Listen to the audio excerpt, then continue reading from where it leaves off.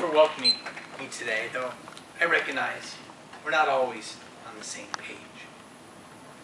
But I love this country. I believe our future holds great possibilities. But we must recognize we live in difficult times. We're just pulling out of one of the worst recessions in generations. 49 million Americans are on the cusp of hunger every day.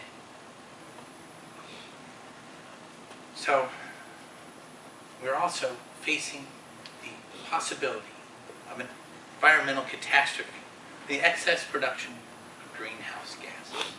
At this difficult time, we need to make the most of our available resources. We need to eliminate inefficiencies and cut all waste possible. I propose that we expand and streamline our food chain. America, it is time we start eating dogs. Yes, I said it. Dogs. Dogs are plentiful, nutritious, and offer a sustainable, environmentally beneficial food source. It's time to have poodle with our noodles. Put the pooch, to poach the pooch. Put the pit on the spit. Put the German in our shepherd's pie. Every year, 3 to 4 million dogs and cats are euthanized in our country. More than twice as many are put down than are adopted. Why should we let these millions of pounds of meat go to waste? It would be disingenuous of me to suggest that we're actually landfilling all of these former pets. Most of them are in fact fed to livestock. They become the food of our food. So why not directly eat these animals and eliminate that wasteful middle step? Hunger is rampant in our society. And this is exactly where we can save money and eliminate waste. Cutting waste is cutting pollution. The environmental gold standard for a food supply is local, sustainable food. And we have that. So why not move forward with developing and expanding this important resource of food? And yes, friends, dogs are good for you.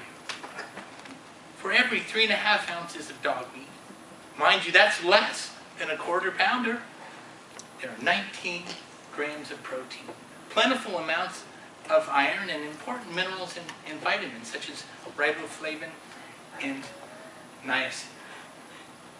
And dogs are not tainted with hormones and antibiotics. So to recap, we can take a bite out of hunger. We can put a leash on climate change. And we can get out of the economic doghouse all at the same time. A doggy diet is not the entire solution.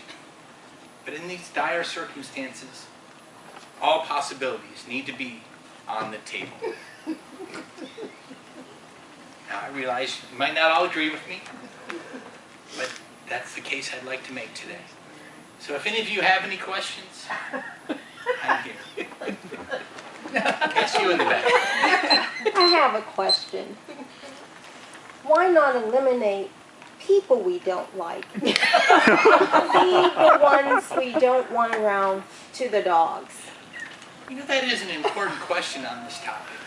A lot of people say, well, dogs are intelligent. We can't eat dogs, but pigs are intelligent, chickens are intelligent. So we can't just eliminate things that are intelligent. I mean, if we did, well, should we eat people with lower IQs? That'd be a bad thing. Something to consider on the table. Yes, ma'am. My question is, for our Christmas gathering, are you bringing meat? I'm bringing stew. It's up to you to figure out.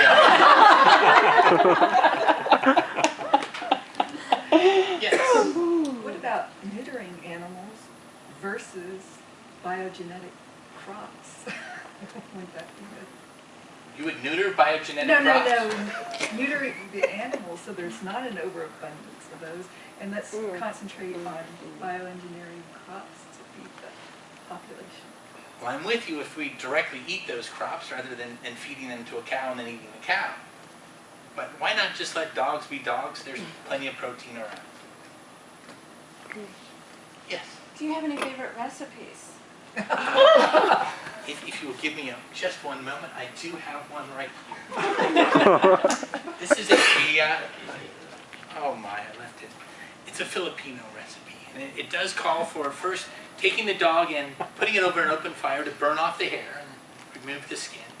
And I think most societies that eat dogs like to boil them, so that comes after that. There are generations, hundreds and thousands of years of dog recipes. Yes? I know when I give a speech, I pick a topic that I'm passionate about. So, my question to you is, what was your inspiration with this dog thing? Where's the passion? Friends, I'm a vegetarian. And there's a new book out about meat production. And it opens with an argument about, well, it's okay to eat a cow. Why shouldn't we eat a dog? And it goes through the moral relativism of eating animals. Yes? Until now, I always thought that cattle are vegetarian. I never knew that cattle are fed with meat. They don't know it either. Ground up bone meal. Ground up animals, yes. They just mix it in with their meal. Mm-hmm. Oh. Yes. You are aware there is a precedent in Jonathan Swift's a modest proposal for ending the Irish famine. Sure. And I was just wondering if you were aware of that. It's a modest proposal indeed. In fact, I remember a punk rock band I used to enjoy in college, the Dead Kennedys. They had a song about kill the poor. So, quite along the same sort of line there. Thank you for having me.